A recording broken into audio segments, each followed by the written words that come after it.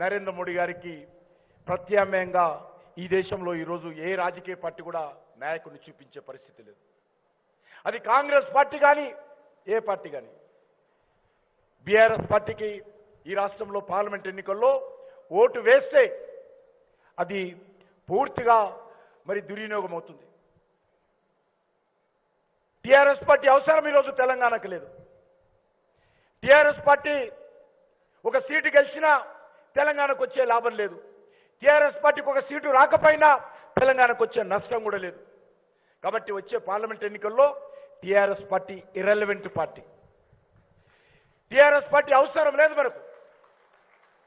10 సంవత్సరాలు భరించాం ఆ కుటుంబాన్ని. ఆ కుటుంబం యొక్క దోపిడీని తెలంగాణ ప్రజలు, తెలంగాణ సమాజం భరించింది. మళ్ళీ ఆ యొక్క పార్టీ అవసరం లేదు. కాబట్టి అదేవిధంగా కాంగ్రెస్ పార్టీ ఇది కూడా కుటుంబ పార్టీ.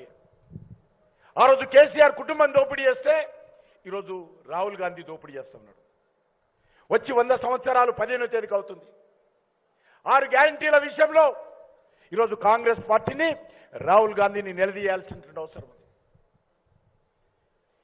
100 రోజుల్లో పూర్తి చేస్తామని చెప్పారు. కానీ గ్యారంటీల విషయంలో ప్రకటనలకే పరిమితం అవుతున్నారు, ప్రచారానికే పరిమితం అవుతున్నారు. క్షేత్రస్థాయిలో మరి ప్రజల దృష్టిలో, ప్రజల సంక్షేమ విషయంలో ఏమాత్రం అమలు చేసే పరిస్థితి లేదు. కాబట్టి ఈ విషయాలన్నింటి దృష్టిలో పెట్టుకొని సోషల్ మీడియాగా ఐక్యమత్యంతో ముందుకెళ్ళాలి. అందరం కలిసికట్టుగా ముందుకెళ్ళాలి. వచ్చేటువంటి పార్లమెంట్ ఎన్నికల్లో మన సోషల్ మీడియా శక్తి ఏంటో చూపించాల్సినటువంటి అవసరం ఉందని చెప్పి నేను మీ అందరినీ కోరుతా ఉన్నాను. Bharatiya Janata party social media మిగతా వాళ్ళలాగా కాదు. మిగతా వాళ్ళలాగా మరి ఫేక్ ఐడియాస్ పెట్టి మరి ఈరోజు చేసేటువంటి వ్యక్తులం కాదు. ధైర్యంగా, సమర్థవంతంగా, కమిట్మెంట్ తోటి పనిచేసేటువంటి కార్యకర్తలు ఈరోజు మనకు సోషల్ మీడియాకు ఉన్నారు.